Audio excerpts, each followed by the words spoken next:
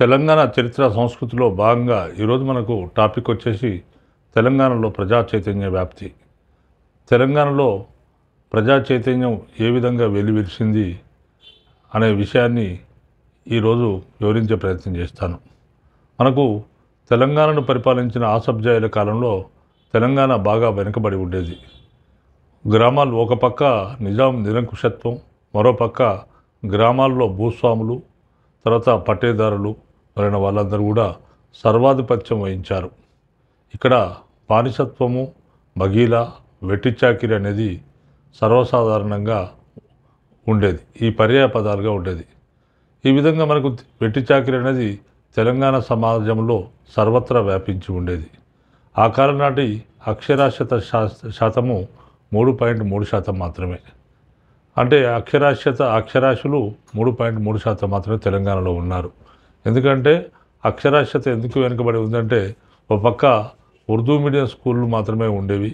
తర్వాత నిజాం తెలుగు మీడియం స్కూళ్లను అనుమతించేవాడు కాదు. కాబట్టి గ్రామీణ వాతావరణంలో చదువుకునే అవకాశం లేదు. కాబట్టి అక్షరాస్యత శాతం చాలా తక్కువగా ఉండేది.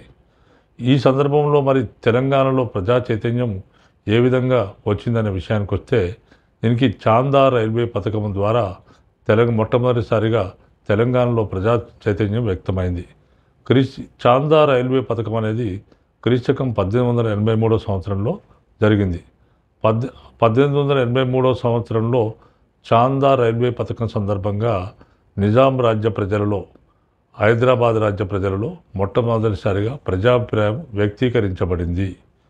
ఇది మనము గతంలో ఈ ప్రశ్న చాలాసార్లు అడగబడింది.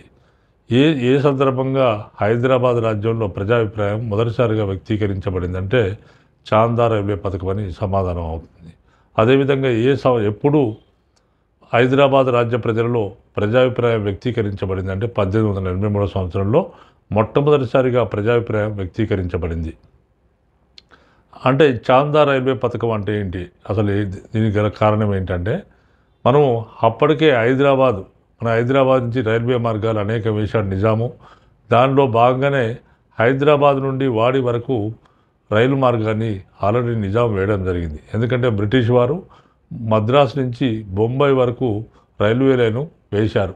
అది హైదరాబాద్లోని వాడిగుండా, హైదరాబాద్ రాజ్యం నుంచి వాడిగుండా వెళ్ళేది. అయితే మనకు నిజాము హైదరాబాద్ నుంచి వాడి వరకు రైలు మార్గాన్ని వేయడం ద్వారా హైదరాబాద్కు, బొంబాయికి, మద్రాసుకు కనెక్షన్ కలపడం జరిగింది. ఆ విధంగా వాడి వరకు రైలు మార్గాన్ని వేశాడు. అయితే ఇక్కడ వేసిన తర్వాత బ్రిటిష్ వారితోని నిజాం ఒక ఒప్పందానికి వచ్చాడు. బ్రిటిష్ వారు చాలా బలవంతంగా నిజామును ఒప్పించారు. ఏమనంటే, ఈ వాడి వరకు గల రైలు మార్గాన్ని మహారాష్ట్రలో ఉన్న చాందా వరకు పొడిగించాలని ఈయనను బలవంతంగా ఒప్పించారు. దానికి నిజాం ఒప్పుకున్నాడు. చాందా వరకు, మహారాష్ట్రలోని చాందా వరకు రైల్వే లైన్ పొడిగించాలని ఆయన ఒప్పుకున్నాడు. ఇది నిజాం ప్రజలకు చాలా నష్టదాయకమైంది, ఎలాంటి ప్రయోజనం లేనిది. కాకపోతే ఈ ఒప్పందాన్ని నిజాం చాలా రహస్యంగా ఉంచాడు. అయితే మనకు 1883 సంవత్సరంలో ఈ విషయం బయలుపడింది. చాందా రైల్వే ప్రణాళిక అనేది 1883 సంవత్సరంలో బయటపడింది. మరి ఏ విధంగా బయటపడిందంటే, ముగ్గురు వల్ల హైదరాబాద్ రాజ్యంలో ఈ ప్రణాళిక బయటపడింది.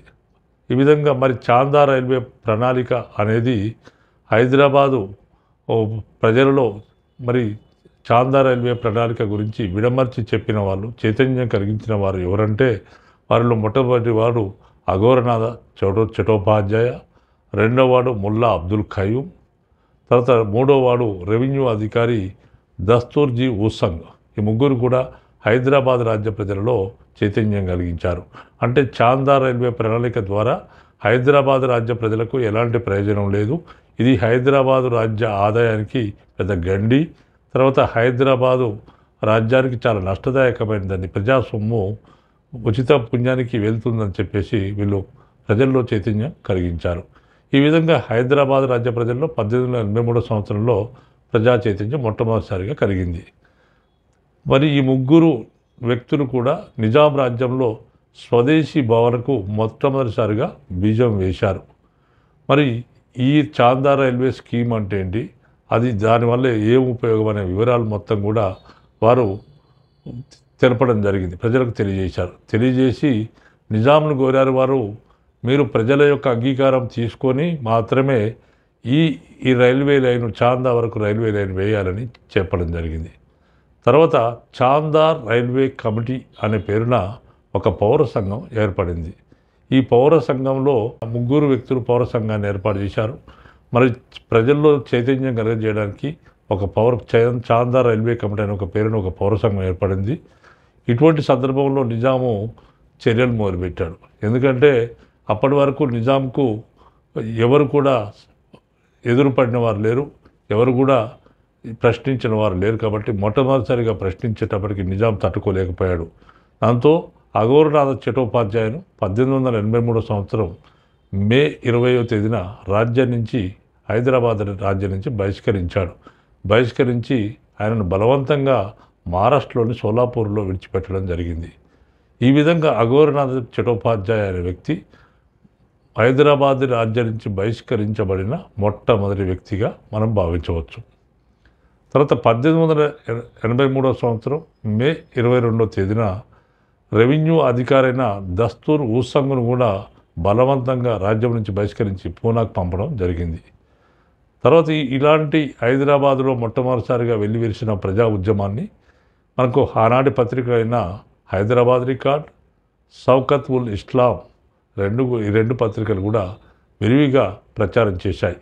ఈ రెండు పత్రికలు విరివిగా ప్రచారం చేసి ప్రజల్లో చైతన్యం కలిగించడం జరిగింది. ఇది మనకు హైదరాబాద్ రాజ్య ప్రజల్లో మొట్టమొదటిసారిగా ప్రజాభిప్రాయం వ్యక్తీకరించబడిన చాందా రైల్వే స్కీమ్ వివరాలు. తర్వాత మనకు భారత్ జాతీయ కాంగ్రెస్. భారత్ జాతీయ కాంగ్రెస్ అనేది క్రీశకం 1885 సంవత్సరంలో స్థాపించబడింది.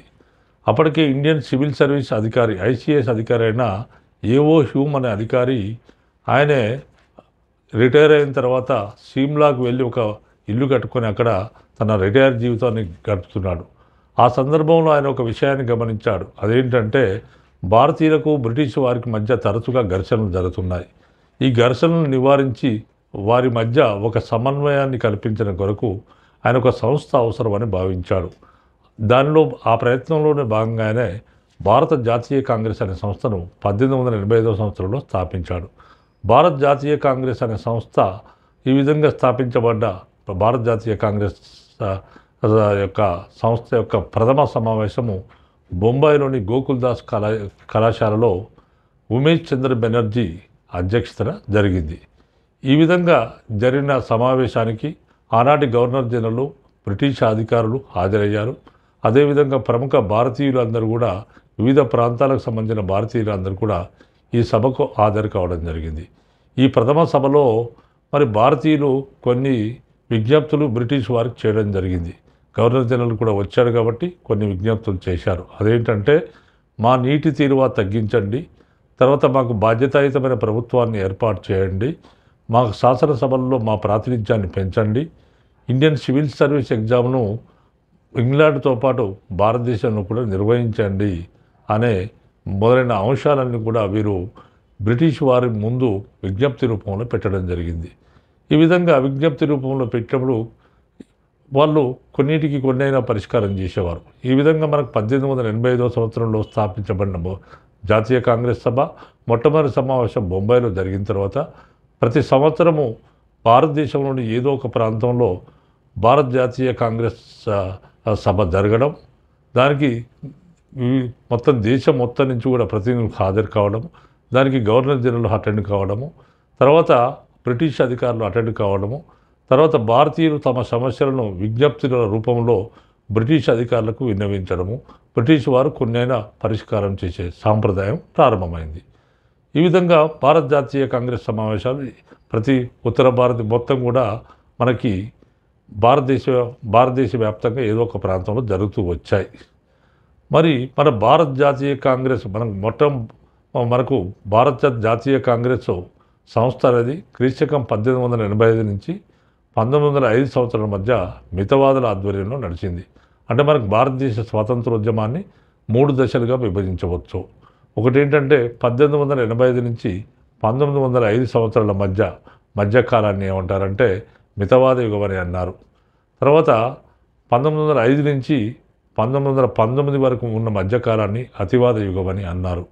తర్వాత 1919 నుంచి 1947 సంవత్సరాల మధ్య భారతదేశానికి స్వాతంత్రం సిద్ధించే వరకు ఉన్న కాలాన్ని గాంధీ యుగం అని అన్నారు.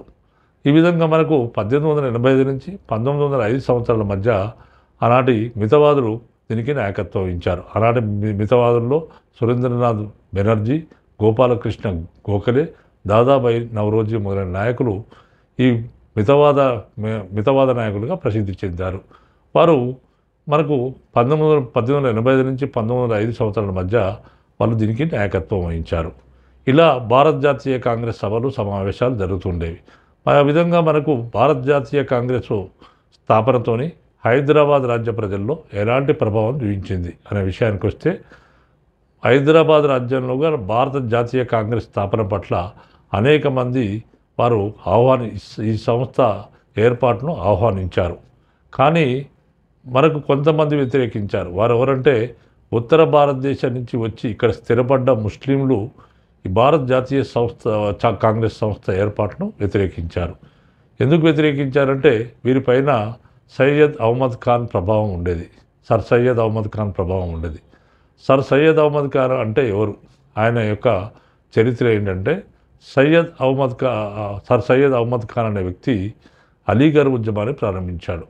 మరి అలీగర్ ఉద్యమాన్ని ఎందుకు ప్రారంభించాడు? దీనికి గల నేపథ్యాన్ని తీసుకుంటే మనము, బ్రిటిష్ వారు భారతదేశానికి వచ్చి వివిధ యుద్ధాలు చేసి భారతదేశాన్ని మొత్తాన్ని ఆక్రమించారు. ఆ విధంగా వారు మహమ్మదీయ పరిపాలనను అంతం చేశారు. అంటే మొఘలు భారతదేశాన్ని పరిపాలిస్తుండగా వీరు వచ్చి మొత్తం కూడా భారతదేశాన్ని ఆక్రమించి మొఘల్ చక్రవర్తికి రిటైర్మెంట్ ఇచ్చి ఆయనకు భరణం ఇవ్వడం జరిగింది. ఈ విధంగా భరణం ఇచ్చి మహమ్మదీయ పరిపాలనను కూలదోశారు. కాబట్టి మహమ్మదీయులలో బ్రిటిష్ వారు అంటే ఒక ఎహభావం ఉండేది. ఎందుకంటే తమ మత పరిపాలనను వీరు అంతం చేశారు. కాబట్టి మహమ్మదీయులు బ్రిటిష్ వారికి మొదటి నుంచి సహకరించలేదు, వారి పరిపాలనా విధానంలో సహకరించలేదు. కాబట్టి బ్రిటిష్ వారు ప్రవేశపెట్టే అనేక విధానాలు మహమ్మదీయులు అనుసరించలేదు. దానిలో పాశ్చాత్య విద్యను బ్రిటిష్ వారు భారతదేశంలో ప్రవేశపెట్టారు. మరి పాశ్చాత్య విద్యను అనుసరించిన హిందువులు అనేక మంది, ఇతర మతాల వాళ్ళు పాశ్చాత్య విద్యను అభ్యసించి ఉన్నత స్థానాల్లోకి వెళ్ళారు. కానీ మహమ్మదీయులు పాశ్చాత్య విద్యను అవలంబించలేదు, బ్రిటిష్ వారికి సహకరించలేదు. అటువంటి పరిస్థితుల్లో ఈ విధంగా మహమ్మదీయ సమాజము పాశ్చాత్య విద్య మొదలైన అంశాల పట్ల ఫాలో కాలేదు. కాబట్టి బాగా వెనుకబడి ఉండేది. ఇలా వెనుకబడి ఉన్న ముస్లిం సమాజాన్ని సంస్కరించాలనే ఉద్దేశంతో సర్ సయ్యద్ అహ్మద్ ఖాన్ అనే వ్యక్తి వచ్చేసి ముస్లింలలో విద్యాభివృద్ధి కలిగించాలని చెప్పేసి ఆయన అలీగర్ ఉద్యమాన్ని ప్రారంభించాడు. అలీగర్ ఉద్యమాన్ని ప్రారంభించి మరి దేశవ్యాప్తంగా ఉన్న మహమ్మదీయులను అనేక మందిని చేరదీసి అలీగర్ విద్యా సంస్థల్లో చదువుకునేటట్టు చేయడం జరిగింది. ఆ విధంగా ముస్లింలలో విద్యాభ్యాసాన్ని పెంపొందించిన వ్యక్తి సర్ సయ్యద్ అహ్మద్ ఖాన్. ఆయనకు బ్రిటిష్ వారు కూడా సహకరించారు. తర్వాత ఇటువంటి పరిస్థితుల్లో మరి సర్ సయ్యద్ అహ్మద్ ఖాన్ అనే వ్యక్తి మొదటి నుంచి మరి గొప్ప జాతీయవాది. ఆయన ముస్లింలు హిందువులు ఇద్దరు ఒకటే అని చెప్పడం జరిగింది. కానీ ఎప్పుడైతే భారత జాతీయ కాంగ్రెస్ సంస్థను 1885 సంవత్సరంలో స్థాపించారో అప్పటి నుంచి సర్ సయ్యద్ అహ్మద్ ఖాన్ భారత జాతీయ కాంగ్రెస్ సంస్థను వ్యతిరేకిస్తూ వచ్చాడు. ఈ విధంగా ఆయన వ్యతిరేకించాడు. కాబట్టి హైదరాబాద్లో స్థిరపడిన ఉత్తర భారతదేశం నుంచి వచ్చిన ముస్లింలు కూడా దీన్ని భారత జాతీయ కాంగ్రెస్ సంస్థ ఏర్పాటును వ్యతిరేకించారు. మరి హైదరాబాద్ రాజ్యంలో భారత జాతీయ కాంగ్రెస్ ఏర్పాటును ఆహ్వానించిన వారిలో ముఖ్యులు ఎవరంటే అఘోరనాథ చటోపాధ్యాయ, ముల్లా అబ్దుల్ ఖయూమ్. వీళ్ళు మొత్తం భారత జాతీయ కాంగ్రెస్ సంస్థను వీరు ఆహ్వానించారు. తర్వాత మనకు ముల్లా అబ్దుల్ ఖయూమ్ అనే వ్యక్తి భారత జాతీయ కాంగ్రెస్లో చేరాడు. ఆ విధంగా ముల్లా అబ్దుల్ ఖయూమ్ నిజాం రాజ్యం నుంచి కాంగ్రెస్లో చేరిన మొట్టమొదటి సభ్యుడు. ఇదొక ఇంపార్టెన్స్ ఉన్నది దీనికి. తర్వాత మనకు ఈ విధంగా జాతీయ కాంగ్రెస్ సభ అనేది హైదరాబాద్లో కూడా జరిగింది. 1888 సంవత్సరం అక్టోబర్ 19వ తేదీన సికింద్రాబాద్ హెడ్ పోలీస్ స్టేషన్ ఎదుట భారత జాతీయ కాంగ్రెస్ ప్రభావం చేత హైదరాబాద్ రాజ్యంలో కూడా జాతీయ కాంగ్రెస్ సభ జరిగింది. అది 1888 సంవత్సరం అక్టోబర్ 19వ తేదీన సికింద్రాబాద్లోని హెడ్ పోలీస్ స్టేషన్ ఎదుట ఈ కాంగ్రెస్ బహిరంగ సభ జరిగింది. దీనికి 2000 మంది ప్రజలు హాజరయ్యారు. దీనికి అధ్యక్షత వహించింది బి కృష్ణ అయ్యంగార్. తర్వాత ఈ సభలో మనకు అనేక మంది ప్రముఖులు పాల్గొన్నారు. వాళ్ళలో మనకు రామచంద్ర పిల్లె, సొరాబ్జీ, తర్వాత సెనాయ్, తర్వాత హాజీ సజ్జన్ లాల్, తర్వాత ముత్యాల రామన్న మొదలందరూ కూడా వీరు హాజరు కావడం జరిగింది. మరి ఈ సమావేశంలో ఏ నిర్ణయం తీసుకున్నారంటే వీరు నెక్స్ట్ భారత జాతీయ కాంగ్రెస్ సమావేశాలు అలహాబాద్లో జరగబోతున్నాయి. కాబట్టి హైదరాబాదు రాజ్యం నుంచి తమ ప్రతినిధులను అలహాబాద్లో జరిగే జాతీయ కాంగ్రెస్ సభకు తమ సభ్యులను పంపాలని తీర్మానం చేయడం జరిగింది. ఈ విధంగా హైదరాబాదులో భారత జాతీయ కాంగ్రెస్ సభలు జరిగాయి. మనకు 1889 సంవత్సరంలో చాదర్ఘాట్లో ఉన్న మెథడిస్ట్ ఎపిస్కోపర్ చర్చి అనేది మనకు చాదర్ఘాట్లో ఉండేది. హైదరాబాద్లోని చాదర్ఘాట్లో మెథడిస్ట్ ఎపిస్కోపర్ చర్చి ఉండేది. దీనికి సంబంధించిన ఫాదర్ పేరు మిస్టర్ గిల్డర్. ఆయనే క్రైస్తవ మిషనరీలు రాజకీయాలు అనే శీర్షికతో ఆయన పయనీరు పత్రికలో ఒక వ్యాసం రాశాడు. ఆ వ్యాసంలో ఏం చెప్పాడంటే ఆయన క్రైస్తవులు కాంగ్రెస్కు అనుకూలంగా వ్యవహరించాలని పేర్కొన్నాడు. ఇది ఒక ముఖ్యమైన పరిణామం. తర్వాత మనకు నెక్స్ట్ వచ్చేసి ఆర్య సమాజం. మరి ఆర్య సమాజం అనే సంస్థను స్వామి దయానంద సరస్వతి 1875 సంవత్సరంలో బొంబాయిలో స్థాపించాడు. అంటే హిందూ సమాజంలో ఉన్న మూఢ విశ్వాసాలను అంతము చేసి వారిని ఆధునిక భావాల వైపు వారిని సంస్కరించాలనే ఉద్దేశంతో ఆయన ఆర్య సమాజ అనే సంస్థను స్థాపించాడు. మరి ఇలాంటి సంస్థలు మరి ఈ విధంగా స్థాపించబడిన ఆర్య సమాజ శాఖలు అనేవి కూడా భారతదేశ వ్యాప్తంగా స్థాపించబడ్డాయి. మనకు హైదరాబాద్ రాజ్యంలో కూడా ఆర్య సమాజ్ శాఖ మహారాష్ట్రలో ఉన్న బీడ్ జిల్లా దారూర్లో స్థాపించబడింది. 1891 సంవత్సరంలో స్థాపించబడింది. మరి హైదరాబాద్ రాజ్యంలో ఆల్రెడీ ఇదివరకు చెప్పినట్టు హైదరాబాద్ రాజ్యం మొత్తం కూడా 17 జిల్లాలు ఉండేవి. దీనిలో 8 తెలంగాణ జిల్లాలు, 5 మహారాష్ట్ర జిల్లాలు, 3 కన్నడ జిల్లాలు, మొత్తం కూడా 17 జిల్లాలుగా ఉండేవి. మనకు బీడ్ జిల్లా అనేది మహారాష్ట్రలో నిజాం రాజ్యంలో ఒక భాగం. ఆ విధంగా హైదరాబాద్ రాజ్యంలోని బీడ్ జిల్లా దారూర్లో మొదటి ఆర్య సమాజ శాఖ క్రీశకం 1891 సంవత్సరంలో స్థాపించబడింది. ఈ సందర్భంగా స్వామి దయానంద సరస్వతి హైదరాబాదు రాజ్యానికి వచ్చి ఆయన ప్రజల్లో చైతన్యం కలిగించాడు. హైదరాబాద్ కూడా వచ్చి ప్రజల్లో చైతన్యం కలిగించడం జరిగింది. ఫలితంగా మరుసటి సంవత్సరం అంటే 1892 సంవత్సరంలో హైదరాబాద్ నగరంలో ఆర్య సమాజ శాఖ అనేది ఏర్పాటు కావించబడింది. ఈ విధంగా ఏర్పాటు అయిన ఆర్య సమాజ శాఖకు మొదటి అధ్యక్షుడు కమతా ప్రసాద్, తర్వాత కార్యదర్శి వచ్చేసి లక్ష్మణ్ దాసు. ఆర్య సమాజం యొక్క మొట్టమొదటి సమావేశము హైదరాబాదులో ఉన్న కందస్వామి తోటలో జరిగింది. అంటే ఆ విధంగా ఆర్య సమాజం అనేది ప్రజల్లో చైతన్యం కలిగించడానికి ఆనాటి నిద్రణమైన అనేక సాంఘిక దురాచారాలున్న హిందూ సమాజాన్ని సంస్కరించాలనే ఉద్దేశంతో ఆర్య సమాజం మన హైదరాబాద్ రాజ్యంలో ప్రయత్నాలు చేసింది. మరి ఆర్య సమాజానికి ప్రామాణిక గ్రంథం ఏంటంటే సత్యార్థ ప్రకాశిక. ఈ సత్యార్థ ప్రకాశిక గ్రంథాన్ని మనకు దయానంద సరస్వతి రచించాడు. ఈ దయానంద సరస్వతి రచించిన సత్యార్థ ప్రకాశిక గ్రంథాన్ని తెలుగులోకి అనువదించిన వాడు ఆదిపూడి సోమనాథరావు. ఈ విధంగా తెలుగులోకి సత్యార్థ ప్రకాశికను అనువదించిన తర్వాత ఆర్య సమాజ సిద్ధాంతాలు ప్రజలకు బాగా అర్థమై అనేక మంది ఆర్య సమాజాన్ని పాటించారు. ఆర్య సమాజము కూడా హైదరాబాద్లో బ్రహ్మాండమైన ప్రజాదరణను పొందింది. తర్వాత ఆర్య సమాజము ప్రజల్లో ఒక చైతన్యాన్ని తీసుకొచ్చింది. వారిలో ఉన్న మూఢాచారాలను, సాంఘిక దురాచారాలను రూపుమాపింది. తర్వాత వాళ్ళని చైతన్యవంతులను చేస్తూ ఆనాటి నిజాం ప్రభుత్వం నిరంకుశత్వానికి వ్యతిరేకంగా వారిని చైతన్యవంతులను చేసింది.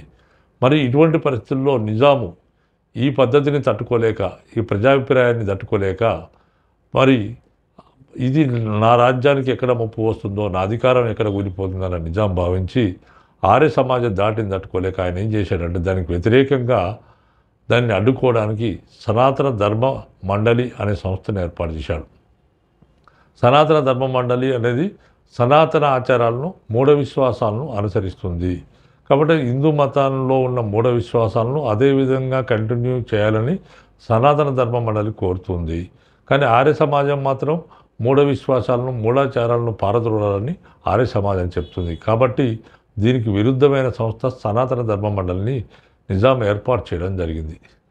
తర్వాత మనకు ఆర్య సమాజంలో కులాలు లేదు, మతం లేదు, కులాలతో నిమిత్తం లేకుండా ప్రజల్లోని మూఢ విశ్వాసాలను తొలగించి వారిని సంస్కరించి హిందూ సమాజాన్ని ఐక్యం చేసిన ఘనత మనకు ఆర్య సమాజానికి దక్కుతుంది. తర్వాత మనకు దీన్దార్ ఉద్యమం. దీన్దార్ ఉద్యమం అంటే ఏంటి? 1929వ సంవత్సరంలో దీన్దార్ ఉద్యమం కర్ణాటకలో ప్రారంభమైంది. మరి ఈ ఉద్యమాన్ని ప్రారంభించిన వాడు ఎవరంటే సిద్దిక్ దీన్దార్ అనే వ్యక్తి ఈ దీన్దార్ ఉద్యమాన్ని ప్రారంభించాడు. మరి ఈ సిద్దిక్ దీన్దారు ఏం చెప్పాడంటే ఆయనే తాను లింగాయతుల దేవుడైన చెన్న బసవేశ్వర స్వామి అవతారం అని చెప్పాడు. మరి లింగాయతులు అంటే శైవ మతంలో ఒక శాఖ వారు లింగాయతులు.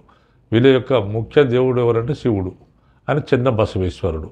కాబట్టి సిద్దిక్ దీన్దార్ అనే వ్యక్తి కర్ణాటకలో ఏం చెప్పాడంటే తాను లింగాయతుల దేవుడైన చెన్న బసవేశ్వరుని అవతారం కాబట్టి నేనే మీ దేవుణ్ణి, కాబట్టి ప్రజలందరూ కూడా ఇస్లాం మతాన్ని అనుసరించాలని ఆయన బోధించాడు. ఆ విధంగా మరి సిద్దిక్ దీన్దార్ అనే వ్యక్తి సర్వరే ఆలం అనే ఒక పుస్తకాన్ని రాశాడు. ఆ పుస్తకంలో ఏం చెప్పాడంటే హిందూ దేవతలైన రాముడు తర్వాత కృష్ణుని గురించి ఈయన ఈ సర్వరే ఆలం పుస్తకంలో అవహేళన చేశాడు. ఈ విధంగా హిందూ సమాజానికి వ్యతిరేకంగా దీన్దార్ ఉద్యమం అనేది ప్రారంభమైంది. ఇలాంటి దీన్దార్ ఉద్యమాన్ని ప్రచారాన్ని ఆర్య సమాజం వారు అడ్డుకున్నారు. మరి వారు మరి ఈ దీన్దార్ చేస్తున్న ప్రచారాన్ని ఖండించి ఆర్య సమాజం వారు అనేక సమావేశాలను పెట్టారు. అనేక సమావేశాలు ఏర్పాటు చేసి ప్రజల్లో చైతన్యం కలిగించారు. ఈ దీన్దార్ అనే వ్యక్తి సిద్దిక్ దీన్దార్ చెప్పేదాన్ని అవాస్తవాలు, దీంట్లో నిజం లేదని కూడా వాళ్ళు ఖండించడం జరిగింది. తర్వాత వారి పత్రిక అయిన మరి నిజాం రాజు కూడా మనకు సిద్దిక్ దీన్దార్కే సహకరించడం మొదలుపెట్టాడు. ఎందుకంటే ఆర్య సమాజాన్ని అడ్డుకోవాలనే ఉద్దేశంతో నిజాం ప్రభువు కూడా ఈ సిద్దిక్ దీన్దార్ని సమర్థించాడు. అటువంటి సందర్భంలో ఆయన ఏం చేశాడంటే ఆర్య సమాజ సమావేశాలను నిషేధించాడు నిజాం. తర్వాత వారి పత్రిక అయిన వేదిక ఆదర్శ పత్రికను కూడా నిజాం ప్రభుత్వం నిషేధించడం జరిగింది. ఇటువంటి సందర్భంలో మనకు హైదరాబాద్ రాజ్యంలో వివిధ ప్రాంతాల్లో అనేక అల్లర్లు జరిగాయి.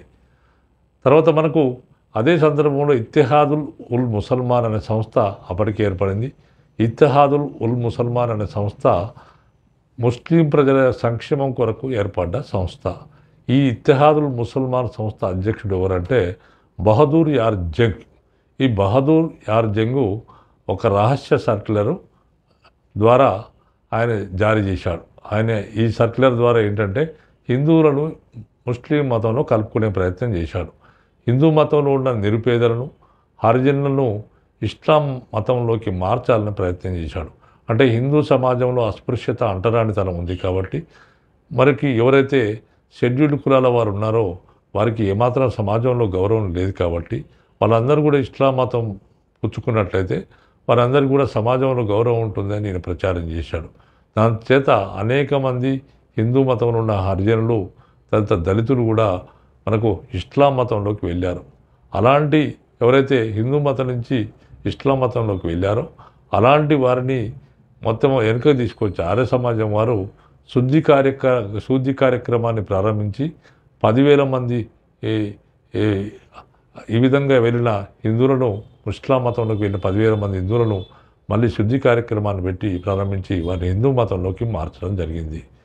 ఈ విధంగా చేస్తున్నప్పుడు నిజాం కూడా వారికి సహకరించాడు. అంటే ఇస్లాం మతంలోకి మార్చడానికి సహకరించాడు. మరి నిజాం కూడా మళ్ళీ ఈ విధంగా శుద్ధి కార్యక్రమం చేయడము 10,000 మంది ఇస్లాం మతంలో పోయిన హిందువులను మార్చడం అనేది నిజాంకి ఇష్టం లేదు. కాబట్టి నిజాం అనేక కార్యకలాపాలు అంటే ఆర్య సమాజ కార్యకలాపాలను వ్యతిరేకించి వారిపైన నిర్బంధాలను విధించడం జరిగింది. ఆ విధంగా నిజాంకు తగిన గుణపాఠం నేర్పడానికి భారతదేశ వ్యాప్తంగా ఉన్న ఆర్య సమాజ నాయకులు హైదరాబాద్కు వచ్చారు. వచ్చి వాళ్ళు ఉన్న వాస్తవ పరిస్థితులను, నిజాం ఏం చేస్తున్నాడు, ఉన్న వాస్తవ పరిస్థితులను ప్రజలకు వివరించడం మొదలుపెట్టారు. 1938 సంవత్సరం అక్టోబర్ 24 తేదీన సత్యాగ్రహ ఉద్యమం మరి ఈ విధంగా నిజాం చేస్తున్నందుకు గాను భారతదేశ వ్యాప్తంగా ఆర్య సమాజ నాయకులు హైదరాబాద్ చేరుకొని ఇక్కడ నిజాంకు యాటిట్యూడ్, ఆయన ప్రవర్తనకు వ్యతిరేకంగా వారు ఒక సత్యాగ్రహ ఉద్యమాన్ని ప్రారంభించారు. ఇలాంటి సత్యాగ్రహ ఉద్యమం అనేది 1938 సంవత్సరం అక్టోబర్ 24 తేదీన జరిగింది. దీనికి నాయకత్వం వహించిన వాడు మహాత్మా నారాయణ స్వామి. ఈయన నాయకత్వం వహించాడు. తర్వాత ప్రభుత్వం ఆయనను అరెస్ట్ చేసింది.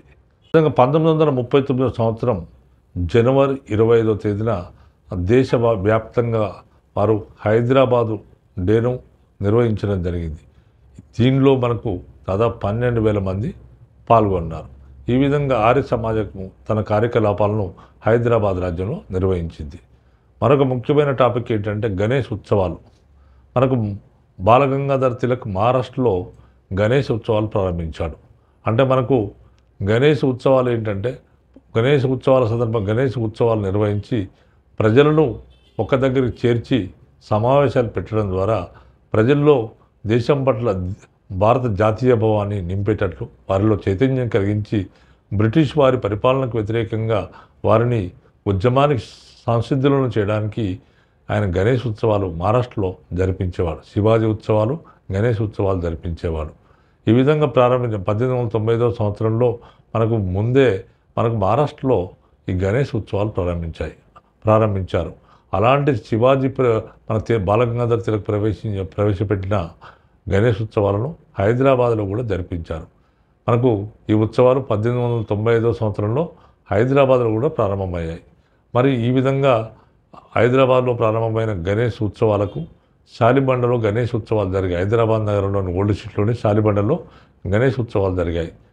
ఇలాంటి ఉత్సవాలను ప్రోత్సహించిన వాడు ఎవరంటే ప్రముఖుడైన శివరామకృష్ణ గోరే అనే వ్యక్తి ఈ విధంగా శాలిబండ గణేష్ ఉత్సవాలను ప్రోత్సహించాడు. తర్వాత చాదర్ఘాట్లో హైదరాబాద్ నగరంలోని చాదర్ఘాట్లో కూడా గణేష్ ఉత్సవాలు జరిగాయి. దీనికి నాయకత్వం వహించింది విద్యార్థులు. తర్వాత మనకు నెక్స్ట్ గ్రంథాలయ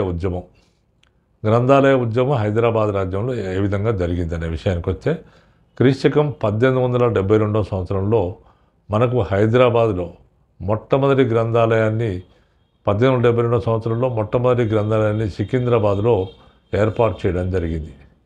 అలాంటి గ్రంథాలయాన్ని ఏర్పాటు చేసిన వారు ఎవరంటే సోమసుందరం మొదలియార్ అనే అతను ఈ మొట్టమొదటి గ్రంథాలయాన్ని సికింద్రాబాద్ను 1872 సంవత్సరంలో ఏర్పాటు చేశాడు. ఇది తెలంగాణలో ఏర్పడిన మొట్టమొదటి గ్రంథాలయము. తర్వాత అదేవిధంగా మనకు ఇక్కడ సోమసుందరం మొదలియారే సికింద్రాబాద్లో ఉన్న మహబూబియా కాలేజీని కూడా 1862 సంవత్సరంలో స్థాపించాడు. తర్వాత రెండో గ్రంథాలయము హైదరాబాద్లో కవాడిగూడలో ఏర్పడింది. దాని పేరు శంకరానంద గ్రంథాలయం. ఇదే సంవత్సరం 1872 సంవత్సరంలోనే రెండో గ్రంథాలయమైన శంకరానంద గ్రంథాలయము హైదరాబాద్లోని కవాడిగూడలో ప్రారంభమైంది. దీన్ని ప్రారంభించిన వాడు ముదిగొండ శంకరార్జుడు. తర్వాత మనకు నెక్స్ట్ మూడో గ్రంథాలయము అసఫియా స్టేట్ సెంట్రల్ లైబ్రరీ. ఈ అసఫియా స్టేట్ సెంట్రల్ లైబ్రరీ అనేది అఫ్జల్గంజ్లో 1891 సంవత్సరంలో నిజాం ప్రభుత్వం ఏర్పాటు చేసింది. అసఫియా స్టేట్ లైబ్రరీ ఎప్పుడు ఏర్పడింది అనే ప్రశ్న మన గతంలో వచ్చింది. అసఫియా స్టేట్ లైబ్రరీ అనేది 1891 సంవత్సరంలో ఏర్పడింది అనేది దానికి ఆన్సర్. 1891లో ఏర్పడింది. తర్వాత మనకు అసఫియా స్టేట్ సెంట్రల్ లైబ్రరీ అంటే అసఫియా స్టేట్ సెంట్రల్ లైబ్రరీ తర్వాత కాలంలో స్టేట్ సెంట్రల్ లైబ్రరీగా అఫ్జల్గంజ్లో ప్రారంభమైంది. ఇప్పటికి కూడా స్టేట్ సెంట్రల్ లైబ్రరీ అఫ్జల్గంజ్లో నడుస్తున్నది. తర్వాత మనకు మిగతా లైబ్రరీలో మనకు 1899 సంవత్సరంలో భారత గుణవర్ధక సంస్థ లైబ్రరీ అనేది మనకు హైదరాబాద్లోని శాలిబండ్లో ప్రారంభమైంది. దీని యొక్క ముఖ్య లక్ష్యం ఏంటంటే మరాఠీ భాష సంస్కృతుల అభివృద్ధి కొరకు ఈ భారత గుణవర్ధక సంస్థ లైబ్రరీ అనేది ప్రారంభమైంది. తర్వాత నెక్స్ట్ 1896 సంవత్సరంలో ఆల్బర్ట్ రీడింగ్ రూమ్ అనే గ్రంథాలయం బొల్లారంలో బ్రిటిష్ వారు ప్రారంభించారు. తర్వాత మనకు ఇవి మొట్టమొదటి లైబ్రరీస్. మరి తెలుగు గ్రంథాలయాలు ఎప్పుడు ఏర్పడ్డాయి హైదరాబాద్ రాజ్యంలో? మరి గ్రంథాలయ ఉద్యమానికి మనకు పితామహుడు ఎవరంటే కుమర్రాజు వెంకట లక్ష్మణరావు. ఈ గ్రంథాలయ ఉద్యమానికి పితామహుడైన కుమర్రాజు వెంకట లక్ష్మణరావు అనే వ్యక్తి మునగాల రాజా నాయన్ రంగారావు దగ్గర ఆయన దివాను అంటే ప్రధానమంత్రిగా పనిచేసేవాడు. అంటే నాయన్ రంగారావు అనే వ్యక్తి అంటే ఈ మునగాల సంస్థానం అనేది మునగాల జమీందార్ అనేది ఆంధ్ర ప్రాంతానికి చెందినప్పటికీ కూడా ఈ నాయన్ రంగారావు ఆంధ్ర ప్రాంత లిటరరీ మూమెంట్ను తెలంగాణ ప్రాంత లిటరరీ రెండు తెలుగు ప్రాంతాల యొక్క మూమెంట్ను ఆయనే చందాల విరాళాలు ఇచ్చి ప్రోత్సహించాడు. ఆ విధంగా తెలంగాణ గ్రంథాలయ ఉద్యమానికి కుమర్రాజు వెంకట లక్ష్మణరావు పితామహుడుగా ఉండేవాడు. ఆయన ప్రోద్బలంతో అనేక మంది వ్యక్తుల సహకారంతో ఆయన క్రీశకం 1901 సంవత్సరంలో శ్రీకృష్ణదేవరాయ ఆంధ్ర భాషా నిలయము అనే లైబ్రరీని హైదరాబాద్లోని సుల్తాన్ బజార్లో ఏర్పాటు చేశాడు.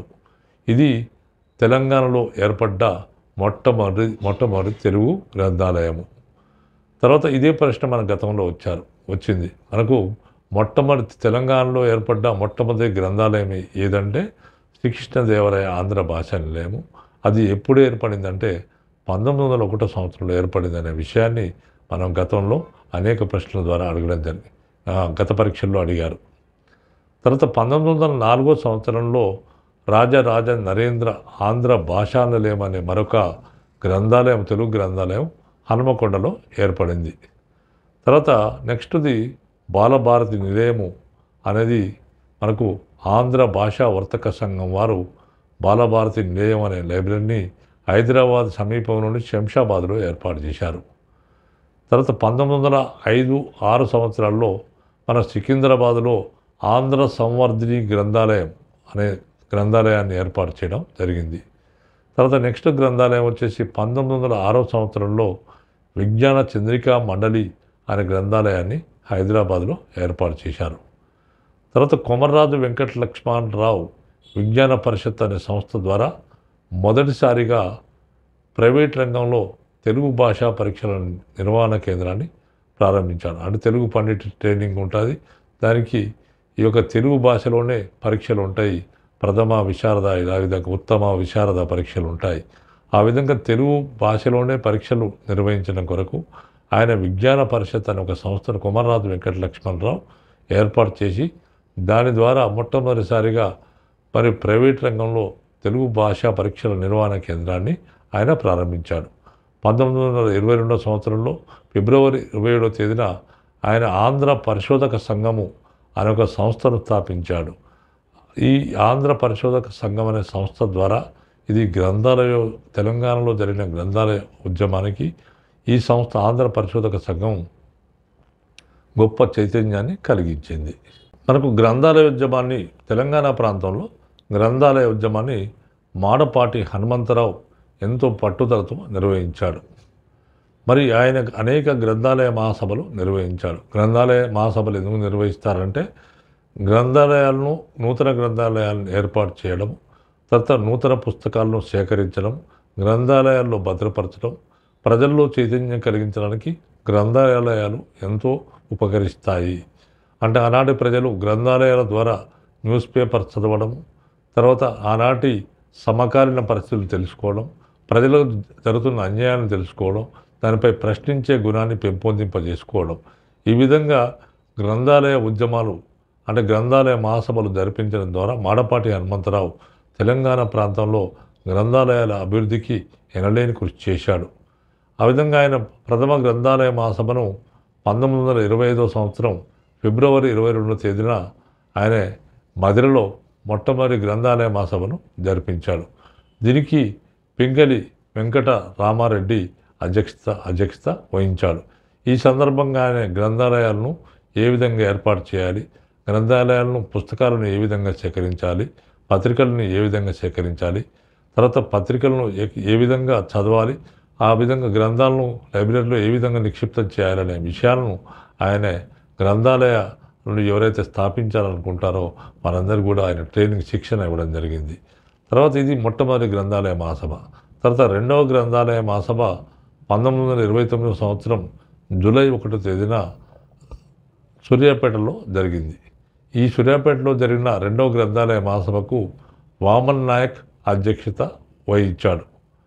ఈ సమావేశాల్లో ఉన్నవ వెంకటరామయ్య అనే వ్యక్తి దీని ద్వారా స్ఫూర్తిని పొంది ఆయన వందలాది గ్రంథాలయాలు తెలంగాణ ప్రాంతంలో స్థాపించాడు.